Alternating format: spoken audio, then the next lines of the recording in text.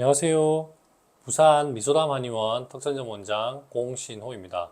잘 때 식은땀이 너무 많이 나와서 옷과 이불이 축축하게 젖는다는 증상으로 한의원에 찾아오는 분들이 있습니다.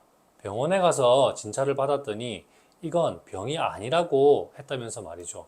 한의학 의서에 이런 병증에 대한 기록이 명확하게 있습니다. 도안이라고 하죠.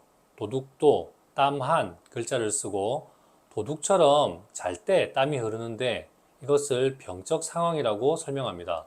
잠을 잘 때 식은땀이 흐르는 것과 반대로 낮에 깨어 있으면서 활동할 때 땀이 흐르는 것을 자한이라고 합니다.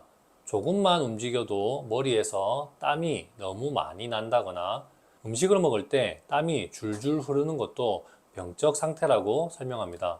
몸속 불균형 상태가 땀 분비에 영향을 줄 수 있다는 관점에서 말이죠.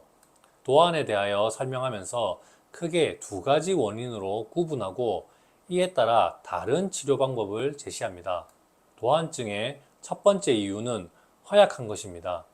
원래부터 허약 체질인 경우도 있을 테고 과로나 스트레스 때문에 일시적으로 허약 상태에 빠진 경우도 있을 테죠. 혹은 만성병이나 수술 때문에 허약 상태로 나빠진 경우도 있습니다. 여러 가지 이유로 몸이 허약해지면 땀 조절에 문제가 생길 수 있습니다. 잘 때 식은땀이 줄줄 흐르고 있다면 내가 허약한 상태는 아닌지 생각을 해보십시오. 허증에 해당하는 분들은 몸이 찬 편입니다. 하지만 갱년기 호르몬 변화가 동반되어 도안증이 생긴 분들은 허증에 해당하지만 열적 증상이 생길 수 있습니다. 실제로 진찰한 후에 치료 방향을 결정할 땐 좀 더 세밀한 감별을 해야 합니다. 허증이면서 한증인지 열증인지를 구분해서 치료해야 합니다. 면역력 저하, 혈당 조절 이상, 기력 쇠약 등 한의학에서 말하는 허증에 해당하는 특징들과 함께 도안 증상이 있다면 이를 치료하려면 보약으로 치료할 수 있습니다.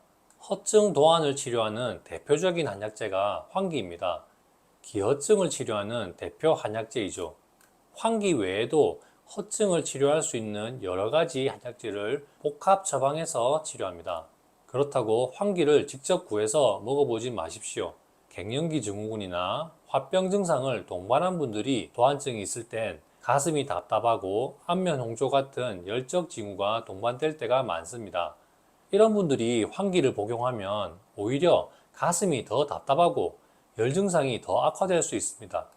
도안이라고 어떤 한약재를 먹으면 좋아진다, 이렇지 않다는 것을 알려드리려고 부연 설명을 합니다.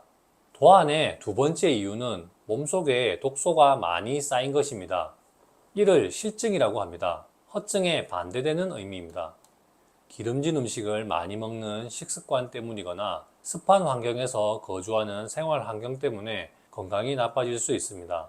혹은 정신적 스트레스 때문일 수도 있습니다. 병의 원인에 따라서 습열증, 기울증 등 좀 더 세밀하게 구분해서 치료해야 합니다. 실증, 특히 습열증이라고 분류하는 도안은 아무래도 비만 체형인 경우가 많습니다. 식습관이 나쁜 편이니 고지혈증이 있거나 중성지방이 높은 경우도 많습니다. 한눈에 보기에도 허약해 보이진 않죠.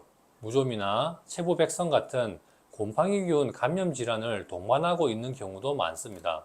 도안증을 쉽게 이해할 수 있도록 설명하려고 간략하게 설명을 했습니다. 자세히 살펴보면 좀 더 세밀하게 구분해서 치료해야 합니다.